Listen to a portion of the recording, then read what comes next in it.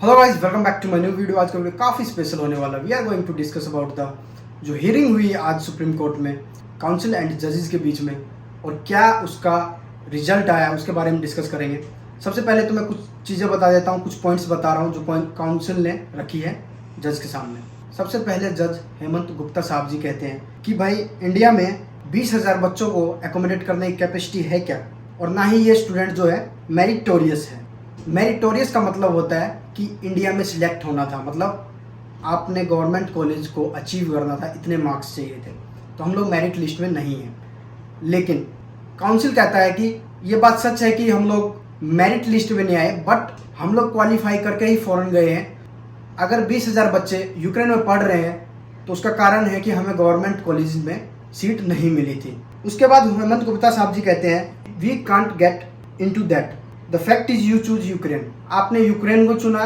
तो काउंसिल कहता है we are not outsider, for admission there also there is eligibility criteria. मतलब foreign में भी हो चाहे कहीं पे भी एडमिशन लेते हैं, उसका एलिजिबल क्राइटेरिया होता है और उसको क्लियर करके हम लोग वहाँ पे गए थे। तो ये सारी बातें हुई। उसके बाद कोर्ट ने, मतलब जज ने ये भी कहा कि भाई जो स्टूडेंट है अभी उनको रिलैक्सेशन दिया गया था, उनको अलाउ किया गया था।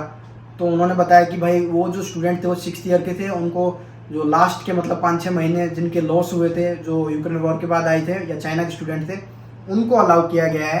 बाकी 1 ईयर से लेकर 5 ईयर तक के स्टूडेंट के बारे में कोई भी निष्कर्ष नहीं निकला है, कोई भी उनको ऐसा सुविधा नहीं मिल पाया अभी तक।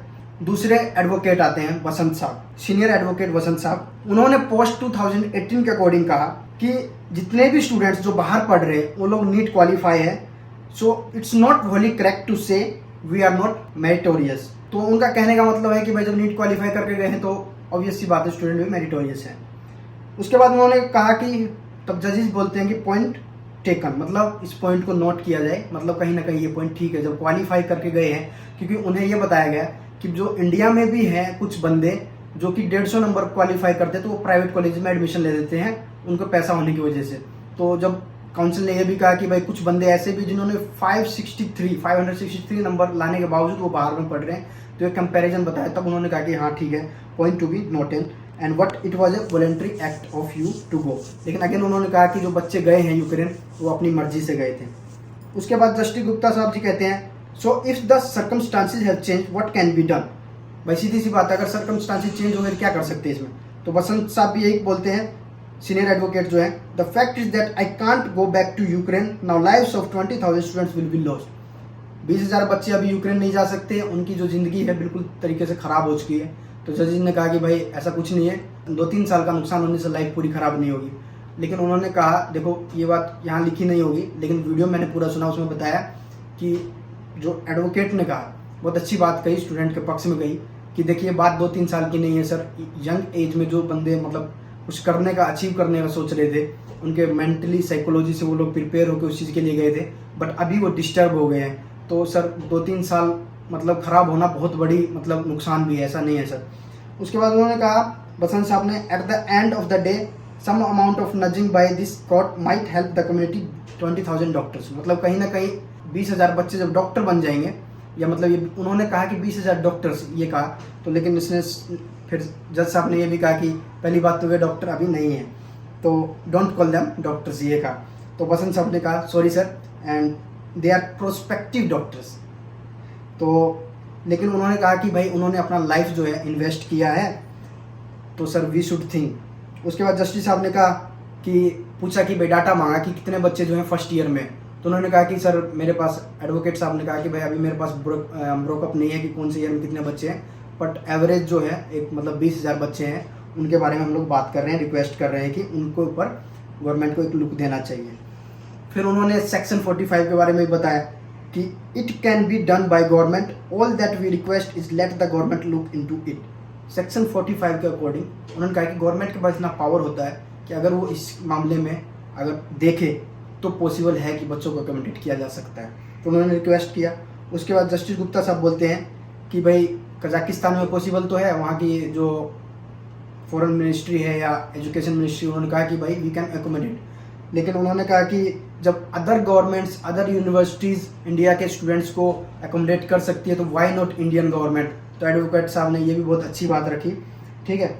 उसके बाद बसंत साहब ने प्राइवेट कॉलेज वाली बात कही कि बच्चों के पास पैसे नहीं थे इसलिए वो लोग प्राइवेट कॉलेज में गए, अगर पैसा होता तो वो भी इंडिया में अकोमोडेट हो सकते। तो इन्होंने इस पर जज साहब ने रिप्लाई किया कि लेकिन गवर्नमेंट में नहीं, यानी कि पैसा होता तो प्राइवेट में जाते, गवर्नमेंट में नहीं, तो अभी एकोमोडेशन के लिए आप प्राइवेट क्यों बोल रहे हो। उन्होंने उसके बाद बात रखी कि यूक्रेन में भी तो लोग रह रहे हैं, उनकी लाइफ को कोई खतरा नहीं है, या वो कहाँ छोड़ के भाग गए।